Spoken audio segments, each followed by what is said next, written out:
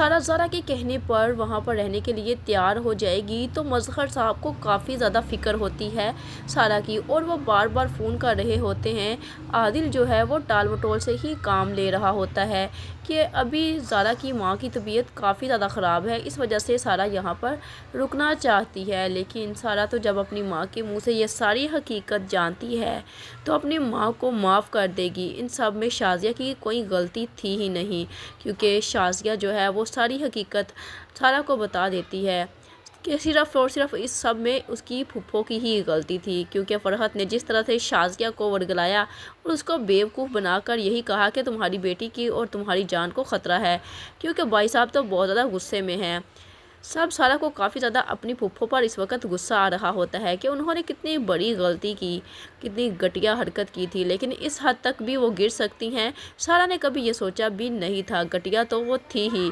और अब मजहर साहब को जब पता चलता है कि शाज़िया ज़िंदा है, क्योंकि जब वो देखते हैं कि सारा अभी तक नहीं वापस लौटी, तो वो पहुंच जाते हैं शाज़िया के घर में, और शाज़िया को देखते ही वो काफ़ी ज़्यादा हैरान रह जाएंगे। वो कहेंगे कि शाज़िया तुम ज़िंदा हो? तो शाज़िया कहेगी क्यों, आपने क्या सोचा था कि मैं मर चुकी हूँ? आपने तो मुझे जीते जी ही मार दिया था।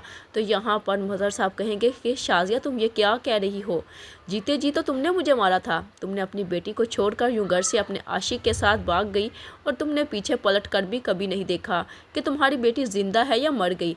तब यहाँ पर शाज़िया कहेगी कि मज़हर साहब अपनी ज़ुबान को लगाम दीजिए, मैंने ऐसा कुछ भी नहीं किया, ये सारा कुछ आपकी बहन की ही करतूत हैं। उसने यह जानबूझकर सारा खेल रचाया था ताकि वो हम दोनों को अलग कर सके और आपकी प्रॉपर्टी पर भी कब्जा कर सके। मज़हर साहब तो इस बात पर यकीन करने के लिए तैयार ही नहीं होंगे कि शाज़िया सच कह रही है, लेकिन यहाँ पर ज़ारा और सारा जब सारी हकीकत अपने बाप को बताएंगी तो मज़हर साहब को यकीन करना ही पड़ेगा कि शाज़िया बिल्कुल ठीक कह रही है।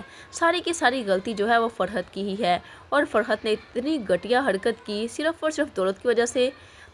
तो अब यहाँ पर मदर साहब कहते हैं कि मैं फ़रहत को किसी सूरत माफ़ नहीं करूँगा, लेकिन शाज़िया मदर साहब से कहती है मुझे आपसे अब कोई ताल्लुक़ नहीं रखना, अब मेरी बेटियाँ मेरे पास हैं। मगर साहब बेटियों का नाम सुनकर काफ़ी ज़्यादा मदर साहब जो है वो हैरान रह जाएंगे, और शाज़िया से कहेंगे बेटियाँ, हमारी तो एक ही बेटी थी ना सारा। तो वहाँ पर शाज़िया उसको बताएगी कि हमारी एक नहीं बल्कि दो दो बेटियाँ हैं, वो भी जुड़वा, एक का नाम ज़ारा और दूसरी का नाम सारा है। तो मदर साहब अब वो अपनी दोनों बेटियों को देखकर काफ़ी ज़्यादा खुश हो जाएंगी। तो यहाँ पर शाज़िया मदर साहब को बताएगी कि आपकी बहन ने तो मुझसे यही कहा था कि तुम्हारी एक बेटी मर चुकी है, और तुम्हारी बहन ने ये सब खेल खेला था और मुझे ये कहकर वहाँ से भेज दिया था कि तुम्हारी और तुम्हारी बेटी की जान को ख़तरा है। तो यहाँ पर मज़हर साहब कहेंगे कि ऐसा कुछ भी नहीं था, मैं नहीं मानता कि ये फ़रहत ऐसा कर सकती है। लेकिन अब मज़हर साहब के पास शाज़िया की बात मानने के अलावा कोई और चारा होता भी नहीं है। शाज़िया मज़हर साहब से कहती है मैं अपनी ज़िंदगी में खुश और मुतमईन हूँ, क्योंकि मुझे मेरी दोनों बेटियाँ मिल चुकी हैं, बेहतर यही है कि आप यहाँ से चले जाइए।